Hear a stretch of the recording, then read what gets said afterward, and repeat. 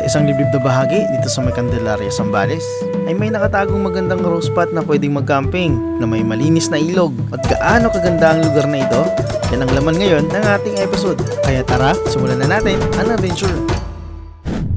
Magandang umaga mula dito sa San Felipe, Zambales. Mula dito sa itaas ay makikita natin ang Macolpul Bridge, ang tulay na nagdudugtong mula bayan ng San Narciso hanggang San Felipe.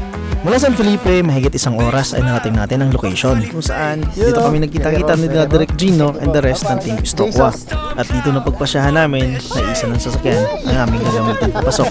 Kaya nalipat namin ng mga gamit dito sa sasakyan ni Direk Gino. Converge. Mas marami. At bago tumungo sa spot, nakita namin dito ang isang napakakit ng goy.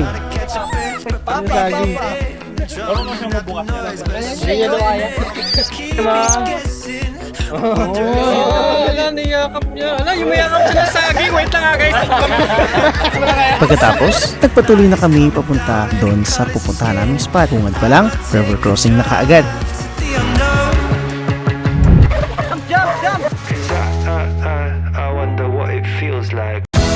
At sa wakas ay narating din namin ang location na kung saan dito kami mag-i-stay overnight.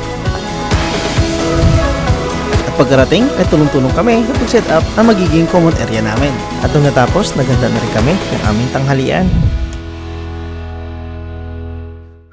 At sa oras na to, inihanda na ni Patrick ang kanyang pangmalakasang ulam ang pagsasaluhan namin ngayong tanghalian.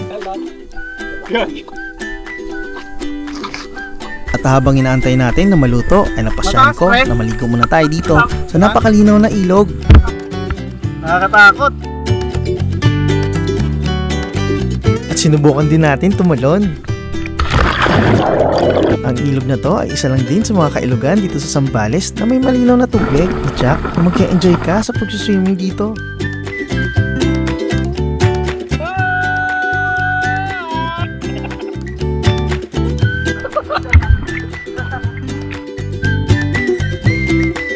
Pagkatapos magtampisaw, sakto, luto na yung aming tanghalian. Kaya oras na para kumain. Kaya tara, kain muna tayo. Maraming salamat Panginoon, unang-una sa paggabay mo sa bawat isa. Sa pagpunta po namin dito, hindi mo kami pinabayaan. Maraming salamat din po Panginoon sa mga pagkain na nakahain, sa mga nag-prepare, sa mga gumastos. At maraming salamat po sa biyaya na pinagkakaloob sa araw-araw. Naway maging kalakasan po ng aming pisikal na pangangatawan ng mga pagkain na ito Panginoon. Nang sa ganun ay ma-enjoy pa po namin ang spot na ito. Maraming salamat po, gabayan niyo po kami sa pag-stay namin sa lugar na ito at ikaw sana ang bahala sa bawat isa sa amin. Maraming salamat po, ito po ang aming samot dalangin sa pangalan ni Jesus.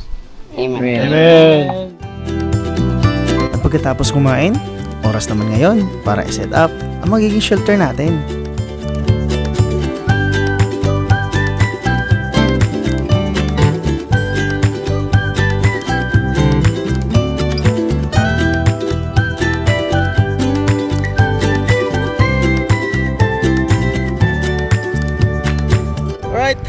Kapag-set up na kami ng aming shelter. Doon si MJS, si Pat, dito naman si Aris. At yan, yung pwesto natin. Hindi ko na nilagyan ng cover kasi init. Yan ko lang sana ganyan, huwag lang sana umulan. Kung umulan man, nakahanda naman yung ating pang cover. Naka-ready naman yun, nandun sa uluan. Mabato siya pero meron naman tayong, hindi ko alam kung tawag dun sa parang foam na defold. Yeah, meron tayo dyan sa baba. Then ako sa baba, meron tayong sleeping bag. So doble siya. Hindi magkaanong ramdam yung bato. Ang oras natin ay 4:25 na ng hapon. Salo ko yung bumababa na ang araw. Medyo di lang gaanong mainit. Napag-set up na rin halos lahat ng mga kasama ko. Pati doon, yung pinaka-common area namin. Set up na rin sila doon. Iba nakahamok doon sa taas la direct. Doon naman sa baba, si Clyde. So yun lang. Let's go! Sa gawing itaas na bahagi mula dito sa aming kinaroroonan ay meron kaming isang pinuntahan na spot na may malalim at malinaw din na tubig. Medyo may kalayuan ang location pero dahil sabi nila maganda daw, hindi natin pinapalampas yan.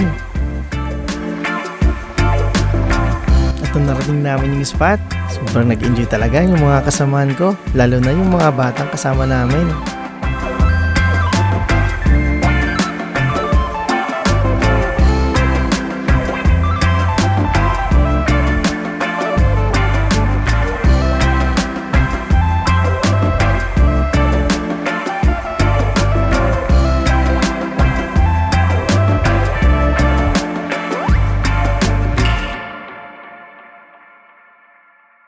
Okay, good evening. Time check is 7:12 at sobrang dilim na dito sa aming kinalalagyan na spot. So, bisitahin natin si Clyde. Ay, yung tent ni MJS. Pre, nag-content ka, pre? Wala. Ano yan? Paano lang? Napausok. Insekto. Wow! Ayos. Content. Bili ka ng Content. Oo, sige. Pag-iipunan ko. Pag-iipunan ko yun. Budol na naman tong ay ko. Race pan lang katapat dyan ko eh. Nungkot ka. Ha? Ano, sama din tayo dun kaya sa ibang likod. Clyde. Budol kayo eh, no? Ayun, no? Nakakot. Nakakot. Oy! Oops! Tent? Aray ko. Oh, kot yung dalawa doon. Nasa gitna. Ito yung setup namin dito. Yung isang kasama namin na naka-setup na doon sa likod. Lumipat. Ayan, si Previ.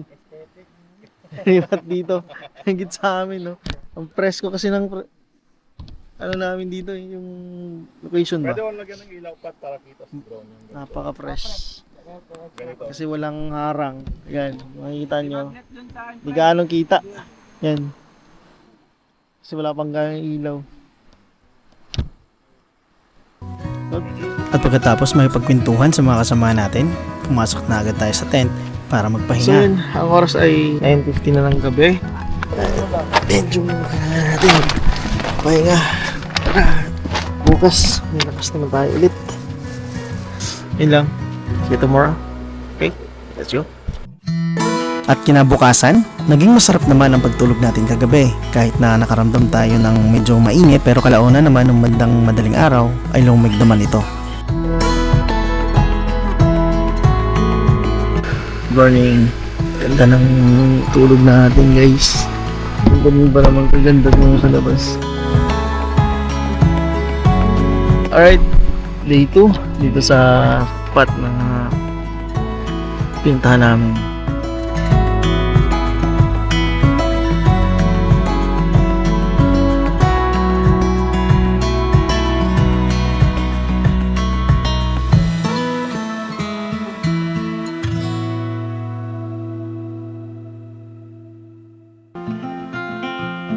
At pagkagising natin, it's coffee bonding kasama ang team Stockwalk.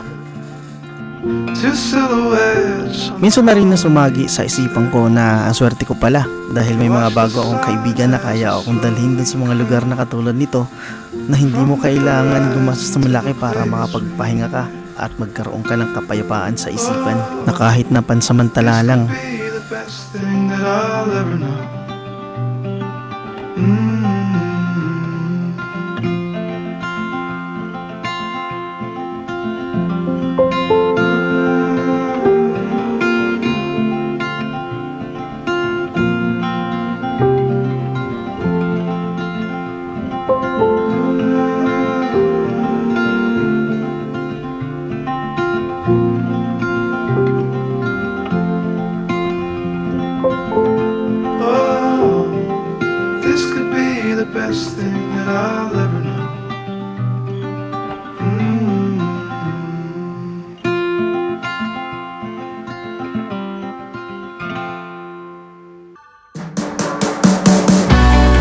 Pagkatapos magkape at pag-almusal, ay oras naman para maligo dito sa malinaw na ilog.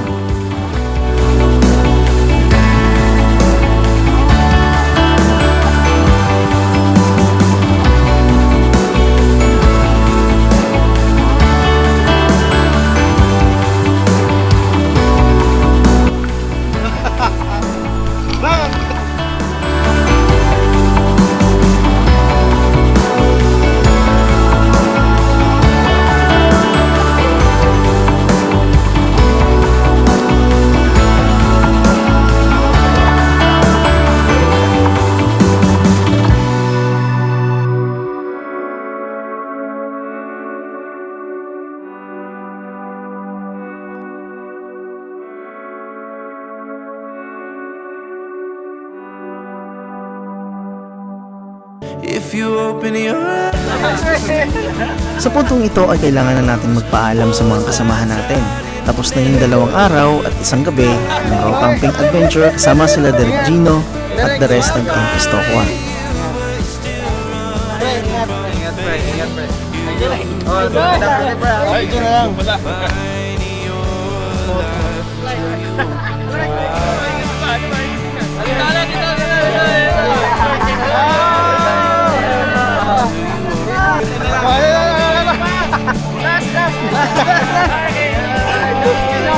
Nakarating na tayo labasan, kakapicture na. Ay, kilala pa! Makita pa tayo! Hoy, bye. Ingat, bro. Ingat tayo sa biyahe. At kung umabot ka man sa bagong ito, maraming salamat sa panonood. So paano? Kita-kits sa susunod natin na upload. Alright, kami ay pauwi na. Tapos na namin picture at kung ano man.